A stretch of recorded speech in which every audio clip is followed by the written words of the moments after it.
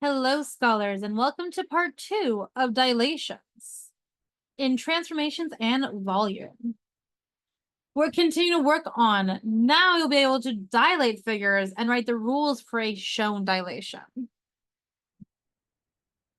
Our goal here is the same, that being able to manipulate and change shapes is a massive part of daily life and how our world works. The more we know how to do that and how it works, it means that we are better prepared for our worlds. Let's begin. So now we're going to talk about dilations in the coordinate plane.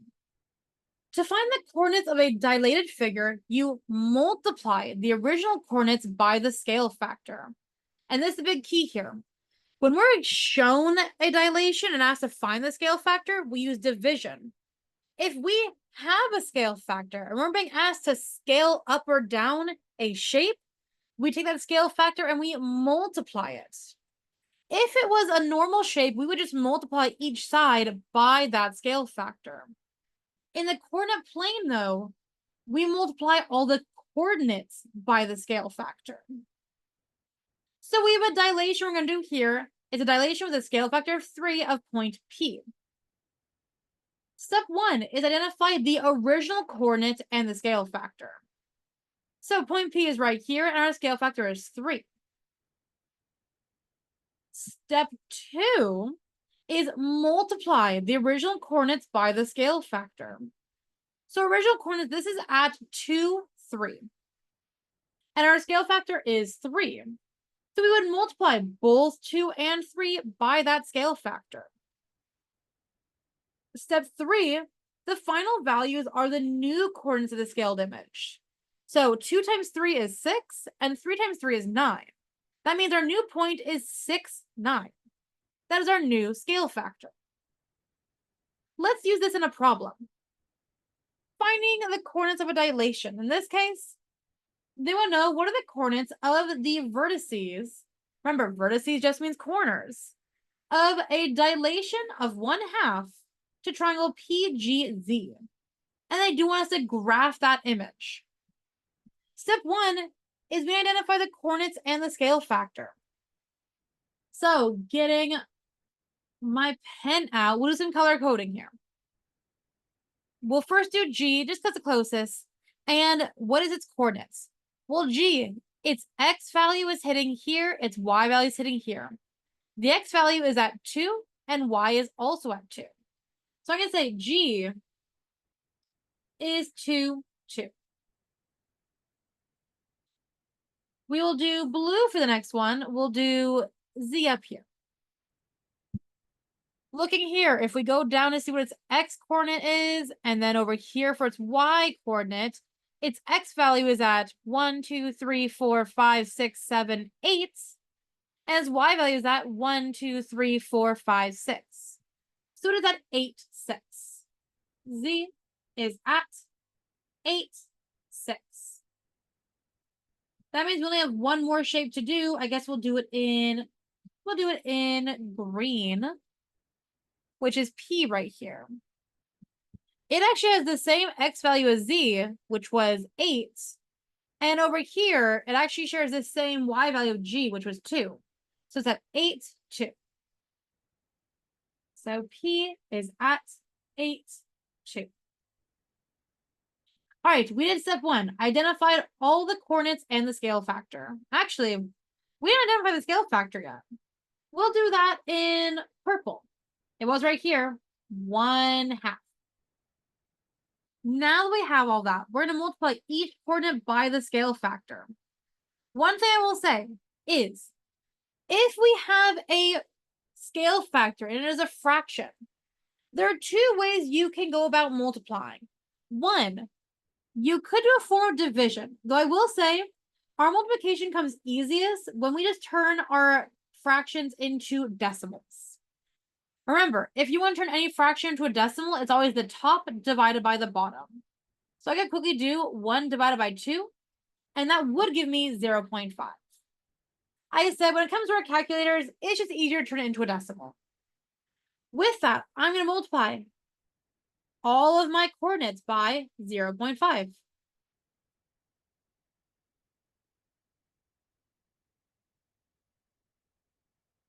So doing so, I'm going to get my new coordinates. For G, if we do 2 divided, or not 2 divided, sorry, 2 times 0.5, we get 1. And it's 2 both times. So 2 times 0.5 is 1.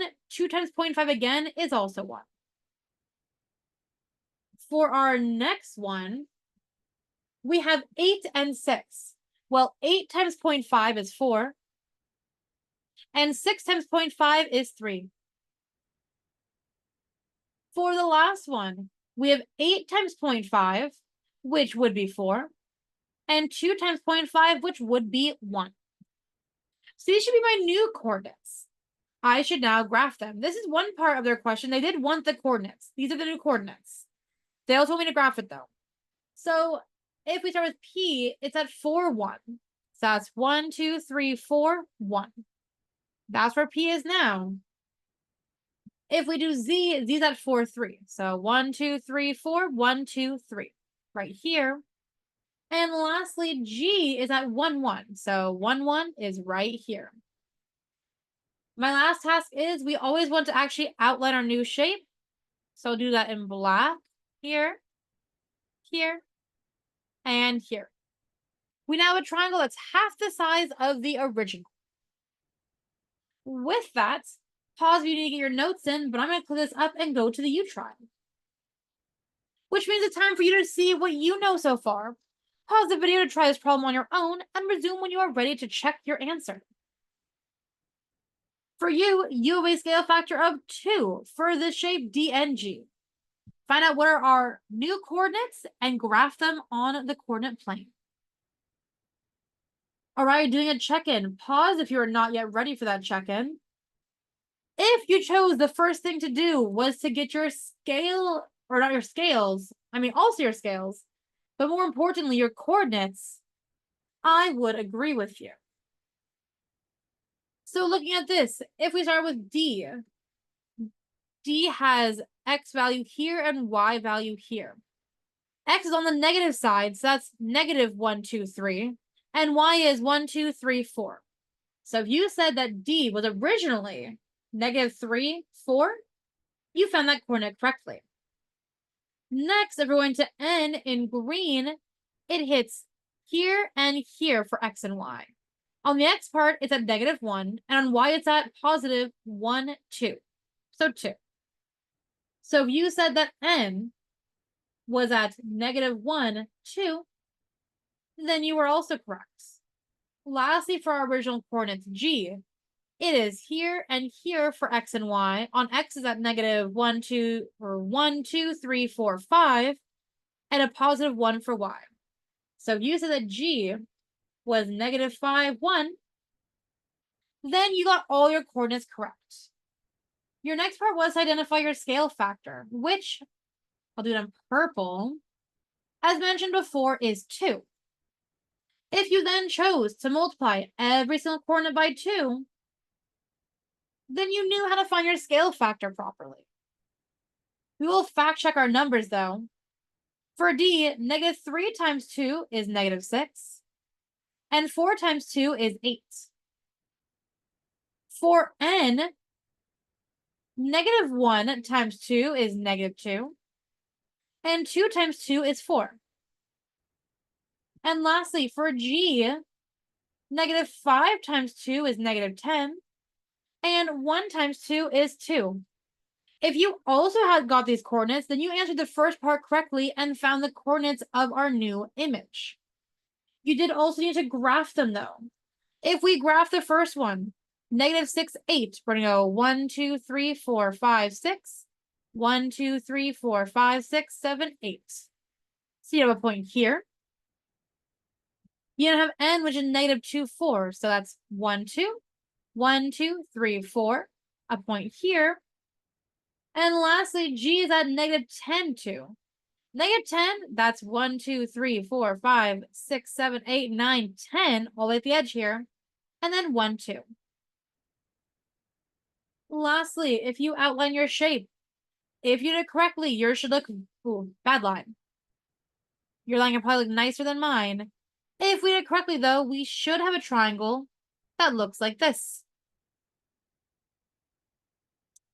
One side of my line's a little bit off there. If your triangle looks similar and you have these coordinates, it means you've dilated this shape correctly.